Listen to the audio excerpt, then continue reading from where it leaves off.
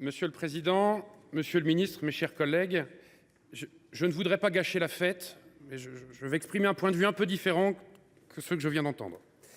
Car malgré les critiques, les attaques et les remises en cause par certains dirigeants, la Ve République, elle a résisté à tout.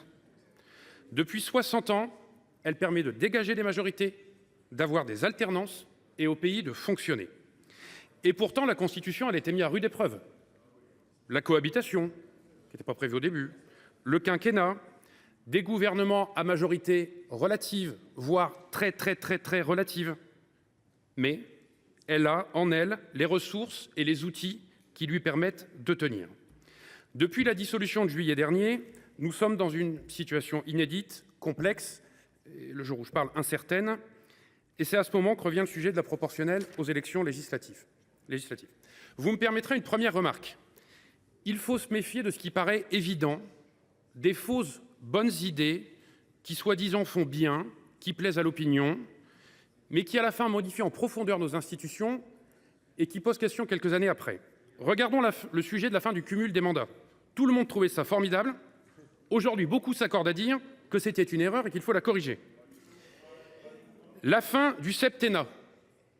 Pareil, c'était super. Elle a considérablement transformé le rôle du président, la place et le rôle du Premier ministre et des ministres.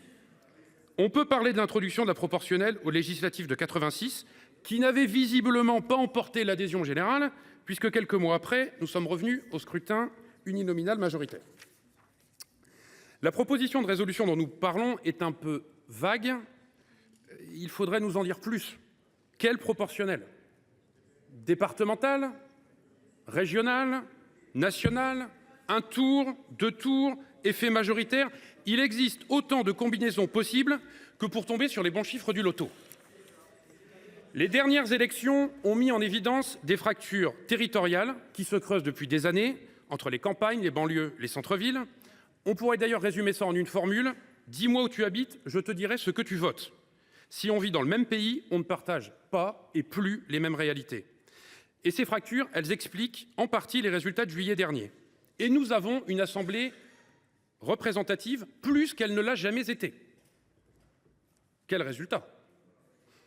On peut constater que le bilan n'est pas extrêmement encourageant au premier abord. Et nous sommes plus que jamais dépendants, on le voit tous les jours et encore aujourd'hui, des stratégies vaseuses de certains partis politiques. Le premier enjeu d'un basculement à la proportionnelle, et j'en ai pas encore entendu parler, c'est le profil des candidats qui sont investis.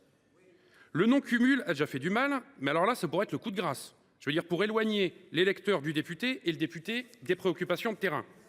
Quelle sera la particularité des candidats qui seront investis demain ? Ils seront dans la droite ligne de la chef et du chef. Ils seront les plus proches et les plus redevables. Vous me direz, c'est déjà de plus en plus le cas. Est-ce que le débat à l'Assemblée y gagne ? Est-ce que la démocratie s'en portera mieux ? J'en doute.